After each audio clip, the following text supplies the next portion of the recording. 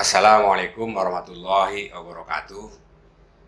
Izinkanlah saya menyampaikan strategi delivery pembelajaran untuk memenuhi tugas workshop pelatihan kombinasi nasional tingkat 2 PKN 2 Lembaga Administrasi Negara bekerjasama dengan BPSDM Provinsi Banten. Namun sebelum saya paparkan lebih lanjut, mohon izin untuk menyampaikan perkenalan singkat sebagai berikut. Nama saya adalah Surya Jaya, umur 59 tahun, pangkat pembina utama golongan 4E, suara ahli utama BSDM Provinsi Sumatera Utara. Alamat rumah Jalan Usman Sidik, Gang Ikro nomor 15, Bandar Kalipa, Kecamatan Perjuk Situan, Kabupaten Serang, Provinsi Sumatera Utara. Tempat tinggal saya tersebut kira-kira jaraknya 2 km dari Universitas Negeri Medan atau Universitas Islam Negeri Sumatera Utara di Medan. Sistematika strategi delivery yang akan saya lakukan ini menyangkut 5 tahapan. Pertama adalah dasar hukum, yang kedua yaitu esensinya, baik esensi agenda pelatihan kepemimpinan tingkat 2, kemudian esensi mata pelatihan energi kepemimpinan, esensi mata pelatihan integritas kepemimpinan, dan strategi yang ketiga maksud saya strategi pembelajaran. Tahap yang keempat yaitu diskusi, yang kelima yaitu penutup. Nah, saya mulai dari tahap yang pertama yaitu dasar hukum. Ada 8 dasar hukum dari PKN 2 Lembaga Administrasi Negara sesuai dengan aturan yang ada, yaitu pertama Undang-Undang Nomor 5 Tahun 2014 tentang ASN. Kemudian yang kedua adalah PP Nomor 17 Tahun 2020 tentang perubahan PP Nomor 11 Tahun 2017 tentang manajemen PNS. Yang ketiga Perlan Nomor 6 Tahun 2022 tentang pelatihan pembinaan nasional tingkat 2. Kemudian yang keempat yaitu Perlan Nomor 5 Tahun 2022 tentang penyelenggaraan pelatihan struktural kepemimpinan sebagai pengganti Perlan Nomor 15 Tahun 2019. Yang kelima Keplan Nomor 374 Tahun 2022 tentang kurikulum pelatihan struktural kepemimpinan. Yang keenam Keplan Nomor 375 Tahun 2022 tentang pedoman penyelenggaraan pelatihan struktural kepemimpinan.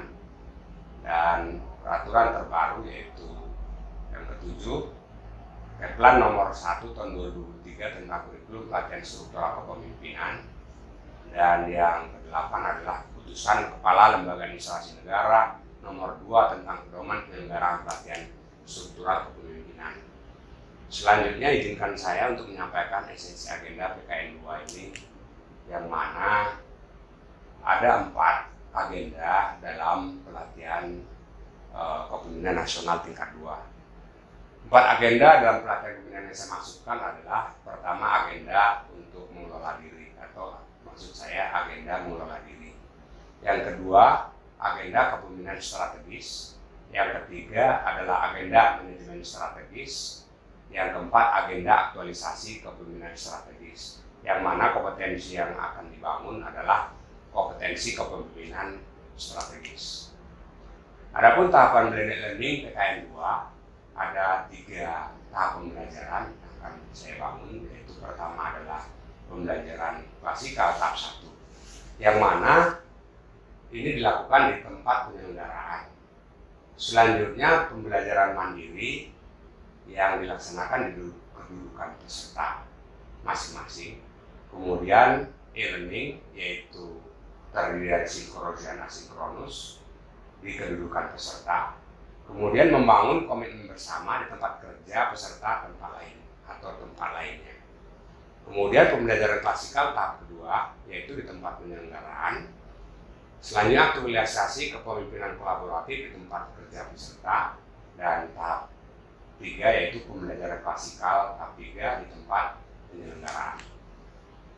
Adapun deskripsi singkat agenda mengelola diri, yaitu agenda ini membekali peserta dengan kemampuan penguasaan diri untuk mengembangkan kepemimpinan strategis yang berintegritas dalam membangun pemerintahan yang bersih dan akuntabel yang didukung dengan energi kepemimpinan.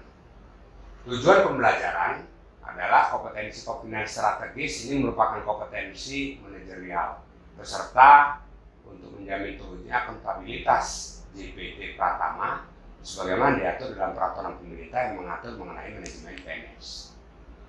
Esensi mata pelatihan agenda 1, yaitu mata pelatihan agenda 1 ini ada 2, yaitu maksud saya mengelola diri atau self mastery. 1 adalah integritas kepemimpinan, yang kedua energi kepemimpinan. Mata pelatihan energi kepemimpinan yang mana deskripsi singkatnya adalah bahwa mata pelatihan ini membekali peserta dengan pemahaman konsepsi diri yang mencerminkan kebugaran fisik dan mental dalam menghadapi perubahan-perubahan di lingkungan strategis. Dalam pelatihan ini secara terpisah dan mandiri juga dilaksanakan mentoring dan coaching strategi pengembangan potensi diri.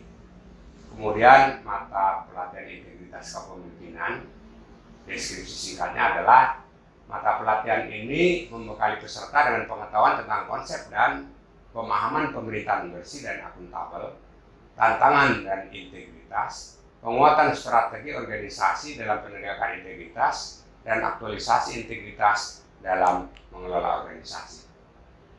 Strategi delivery yang rencana akan saya lakukan adalah yang mana dilakukan dengan menggunakan metode pertama e-learning selama 2 kali pertemuan, yaitu hari ke-12 dan ke-13, yang terdiri dari asinkronus 8 jam pelajaran, B asinkronus 5 jam pelajaran. Kemudian metode yang kedua adalah klasikal selama 1 kali pertemuan, yaitu hari ke-37. Selanjutnya, pada kegiatan e-learning, strategi pembelajaran pertemuan pertama yang saya bangun pada hari ke-12 menggunakan media Zoom. Sinkronus 4 jam pelajaran melakukan 6 hal. Pertama adalah perkenalan singkat, yang kedua melakukan overview keterkaitan agenda 1, agenda 2, agenda 3, agenda 4. Kemudian yang ketiga pendalaman pengayaan mata pelajaran integritas kepemimpinan. Yang keempat, rencananya akan saya lakukan penayangan video tentang pemimpin yang memiliki integritas tinggi. Kemudian akan dilakukan pemberian feedback. Yang kelima adalah pembahasan esai peserta berdasarkan hasil belajar mandiri. Itu nanti kita mintakan sampel 3 peserta dan pemberian feedback. Yang langkah ke-6 menjelaskan penugasan individu dan kelompok untuk pertemuan kedua. Kemudian asinkronus 3 jam pelajaran, tugas individu 1 jam pelajaran. Setiap peserta nanti kita minta untuk menyusun strategi organisasi dalam penegakan integritas. Kemudian tugas kelompoknya 2 jam pelajaran, peserta rencana dibagi dalam 3 kelompok. Kemudian setiap kelompok menetapkan isu dari salah satu peserta kelompok sesuai dengan esai atau makalah, menganalisis dan mencarikan alternatif solusi untuk mengatasi isu tersebut. Hasil tugas individu selanjutnya kita mintakan untuk diupload ke LMS paling lama sebelum pertemuan kedua dimulai.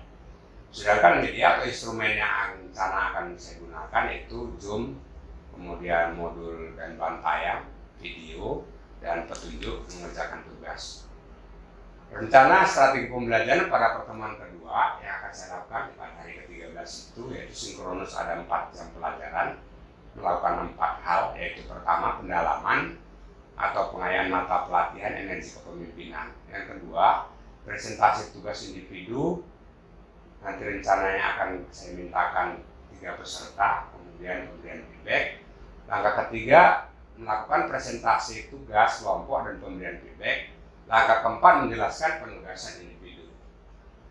Itu pada sinkronus 4 jam pelajaran. Pada kegiatan asinkronus 2 jam pelajaran, pertama tugas individu 2 jam pelajaran, peserta diminta mencari kasus atau disediakan oleh saya sendiri nanti terkait dengan integritas kepemimpinan dan membuat analisisnya serta membuat lesson learned tentang manfaat energi kepemimpinan dalam kepemimpinan. Hasil tugas individu ini saya mintakan nanti diupload di LMS paling lama sebelum pembelajaran agenda 1 berakhir. Media atau instrumen yang rencananya akan saya gunakan meliputi Zoom, modul dan bantayang, kemudian kasus serta petunjuk mengerjakan tugas dan lain nanti yang nggak perlu. Kemudian pada klasikal, strategi pembelajaran akan saya bangun pada hari ke-37, yaitu tatap muka 2 jam pelajaran. Saya rencana akan melakukan 3 hal. 1, melakukan brainstorming tentang keterkaitan agenda 1 dengan agenda lainnya. Yang kedua, melakukan pendalaman agenda 1 dengan tanya jawab kepada peserta. Yang ketiga, melakukan pembulatan terkait semua mata pelatihan di dalam agenda 1 dan peranannya dalam meningkatkan kompetensi kepemimpinan strategis dan peningkatan kinerja organisasi.